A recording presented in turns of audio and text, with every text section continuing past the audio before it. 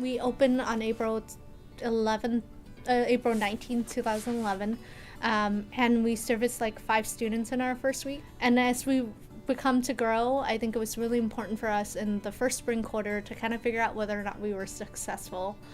The food bank had started off as this idea of, hey, we've noticed based on a food and financial needs survey that there are students that are going hungry on some sort of basis, and there currently aren't the resources there for students to be able to get emergency food supplies if needed on campus.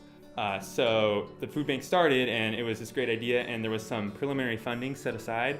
But beyond that, there wasn't a long-term funding plan for the food bank. So after determining that there was a need for students to really utilize the space and needing to find a different source of funding, we determined that we would want to go for a fee initiative in spring 2012 on the Associated Students ballot in order to sustain some long-term funding.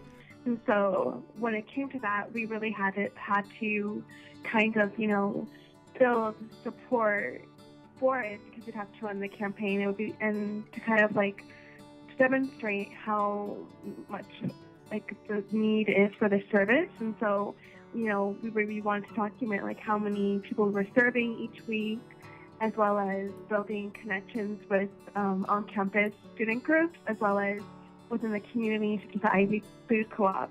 I remember the biggest one was the Santa Barbara Food Bank, because that was our consistent bulk food. I think that partnership was really the start of the food bank as we know it, because we were able to get things in such bulk, and we were able to get much larger quantities, much more consistently. And I think the first 3 years for us was really about maintaining and making sure that we're getting the word out there, or we're slowly getting kind of our capacity going and moving forth, and things like learning how to buy better, find better pricing, etc. And we were privileged in that fall to really be able to hire additional staff. We have student staff that run the food bank, as well as we have an advisor that oversees the operation of the food bank. So there are those fixed costs that are something that the food bank does need to take into account. But at the same time, food is the main thing we're focusing on serving as we are a food bank. There was a balance of, so we need to have highly nutritious food, have it be at a cheap price, as well as manage all of that within the budget that we received. So a lot of conversations turned to what kind of food we can have. Can we have fresh produce? Because we currently didn't have the space to house fresh produce. Talks of, well, do we need refrigeration? Do we need different space? Do we need enhanced space? Because currently we just had a little alcove in the third floor of the USEN. We had looked at getting refrigeration and things like that, and that was just a no-go. It wasn't, there wasn't really room for refrigerators. We're not set up for refrigerators. It's such a small space. We were considering moving and all these different pieces. But we eventually, mostly twins, eventually worked it out so that we could just get the produce and then distribute it same day.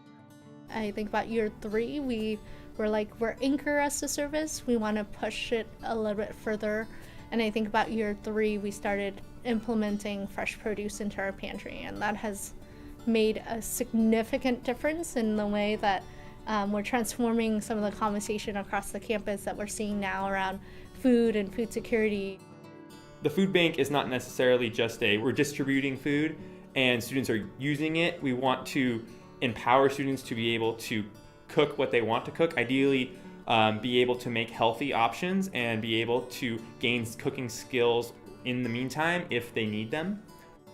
One of the great things about having Eric as a chair was that he was starting to build partnership and coalition folks across the campus, and really anchoring out and blossoming some of these awareness across the campus among student organization and services to really think about, what does the education looks like, etc. And I think that I would argue that as part of his legacy is now we get the opportunity in the Global Food Initiative to now have a much more robust conversation around how are we doing food education. During my junior year, we started to think of the potential to create a food summit for UCs, CSUs, and community colleges to get a chance to meet and talk about food security, food access, food justice, all these key topics that are being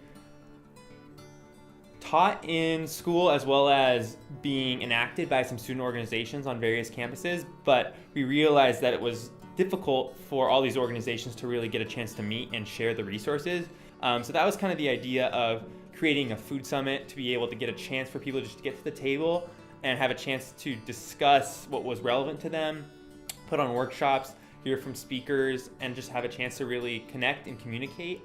That was where the food bank was really being able to grow as a service as well, being able to effectively serve the clients, but also be able to involve other organizations and get them thinking about food security and what can we do to create a network and more of a path, kind of like a hub, to be able to really intertwine all of these resources that are on campus, because there are a lot of resources on campus. There's a lot of things students can use, but being able to know where to find those resources, what resources are applicable, and what events can they really benefit from, while being able to still meet all their academic obligations and kind of help prepare them for life after college, was the goal of the resource building and getting all these organizations involved. And that's kind of where we see the food bank now.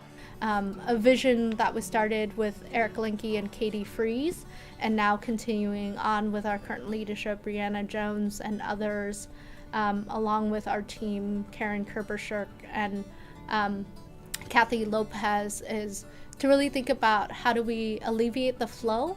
We have this interesting problem now is that we service so many people that we have 40 or 50 people wait time, and in a small space that we started with like 5 people, right, in a single day, and now we service anywhere 400 people in a single day. So a little bit of space alleviation, but maybe also one of the awesome fun achievement is maybe coming back and seeing refrigeration.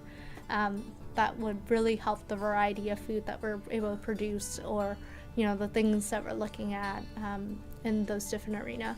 And that's kind of where we see the food bank now as a strong service that is able to serve a lot of students, but has learned that obviously we can't do this alone, and there's a lot of other organizations and groups on campus that have the resources to help us, because there isn't one organization that's going to be able to solve a very complex issue like food security on our campus. And being able to have these other players and other partners contributing and being able to strengthen our efforts was really key to our success, because there would be no food bank today if it wasn't for all the other partners and all the other players, including the students that initially passed the fee initiative that freshman year, in order to get a long-term plan for the food bank and food security on campus at UCSB.